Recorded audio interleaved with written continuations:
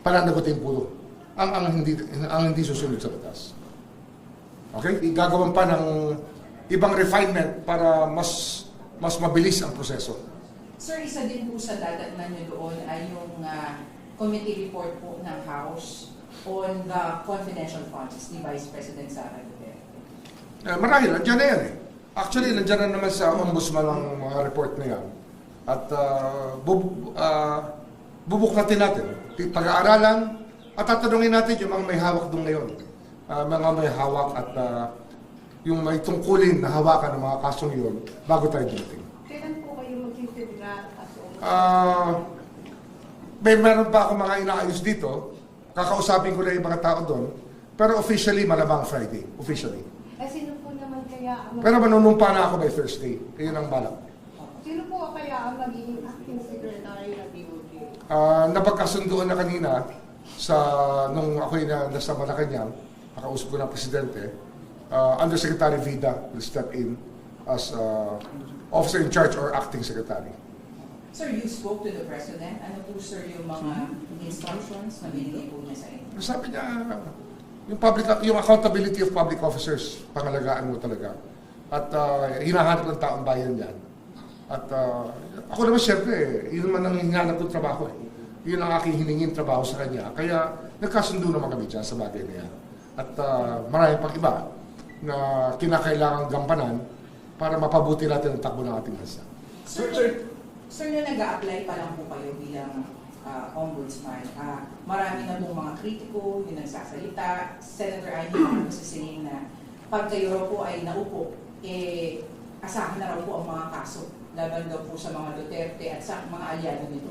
Alam nyo, nung naging DOJ Secretary ako, ang unang-una kong tinanggal, weaponization ng batas. And it will not be weaponized. Sisiguraduhin ko sa lahat yan. Wala itong sisinuhin. Ang trabaho ng ombudsman para sa buong Pilipinas, hindi sa isang kampo ng politika. Kaya wala tayong sisinuhin dito.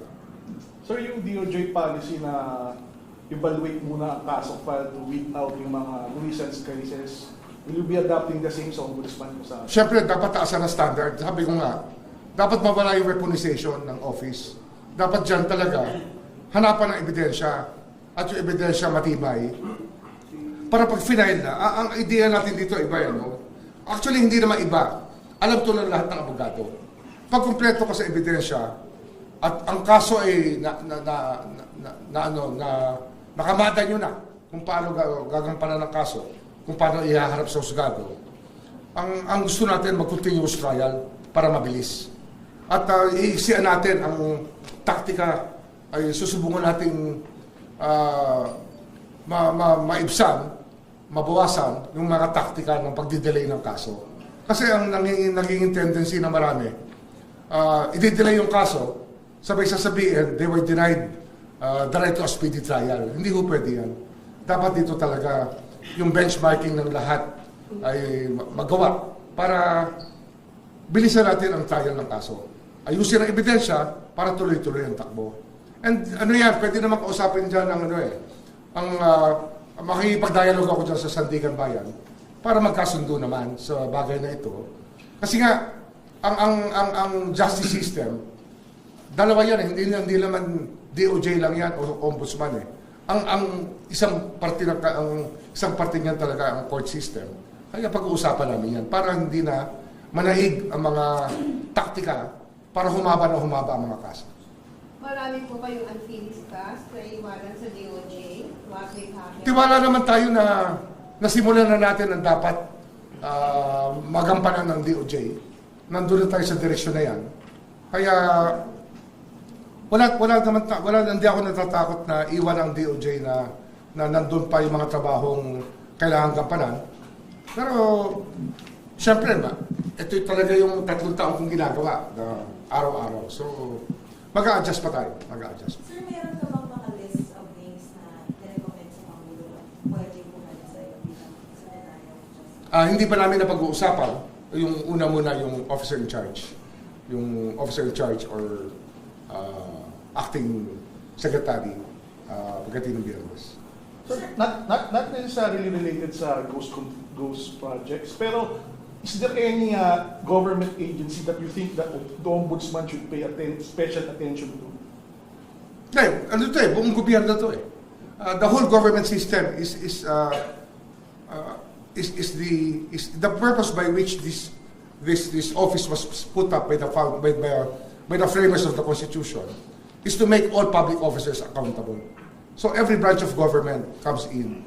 Kaya wala tayong special ano rito, lahat talaga we should live by the code of ethics, ethical standards, at lahat ng mga batas natin dapat sinusundan talaga. Kagaya ng sinusumpaan natin tuwing tayo nag-a-assume ng office.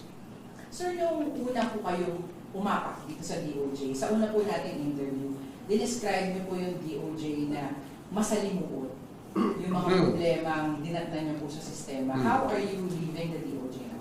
Well, hopefully that we've set the right direction for it. Marami tayo na bago na dating gawi na hindi dapat. At pero ganun pa rin eh. Ang justice system, laging catch up yan. The deadline is always yesterday. Yun ang sinasabi ko lagi. Kaya there's always a sense of urgency with what we do here in the office. That's why we go to work every day. Basta health permitting, we're here every day para gampanan lahat ng kinakailangan gampanan. Kasi marami tayong backlog. The backlog is always there to address. Ganun din sa Ombudsman. I think that's also the same rule applies to the Ombudsman's office. So will there be changes to sa policy ng lifestyle changes? Lifestyle checks? Public official, yes. Oh, kasama yan. May mga batas na lumalabas talagang mahalaga. Yung civil forfeiture law. Yung forfeiture law natin na soldier na magpa-file. Yan, pwedeng kausapin ng soldier para mabilis ang coordination with the Ombudsman.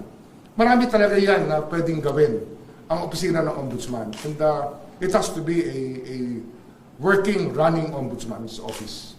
Yun talaga yung goal natin dito. Sir, yung mga salin, ito po ba isa sa publiko na? Ano yan? Dapat lang. Pero meron tayong data privacy law, meron tayong pangingatan, wala tayong karapatang matatrample upon na ating mag-violate. Kaya we will glalagay tayo ng guidelines lang sa pag-release ng SALN. And basically, unang-una ayaw natin yung subject ng data privacy law, dapat igalang natin lahat yan.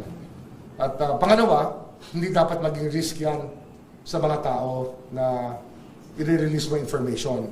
Kasi baka mamaya talagang naglahad talaga ng figures yung tao, ang isang opisyal, marami siyang cash, baka makidnap pag nilabas natin lahat yan.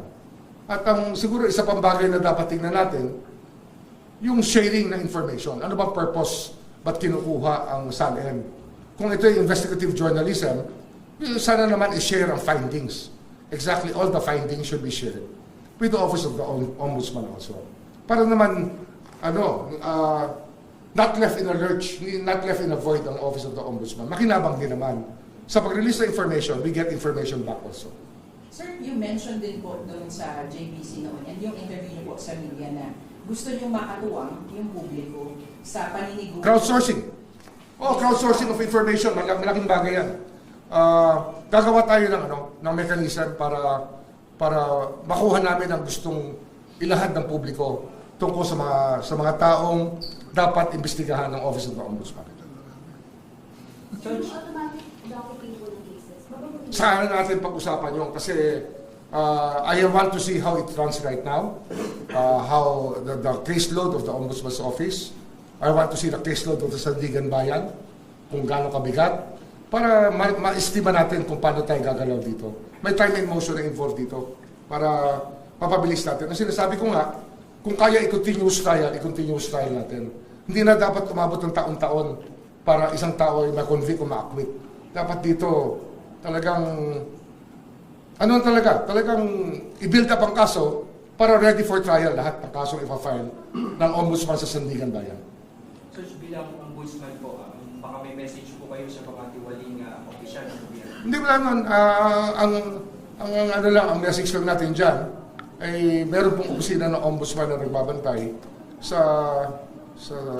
pagganap natin sa ating tungkulin at kung tayo hindi tatalima sa batas ay mayroon pong nagbabantay pa rin at pananagutin po ang hindi susunod sa batas.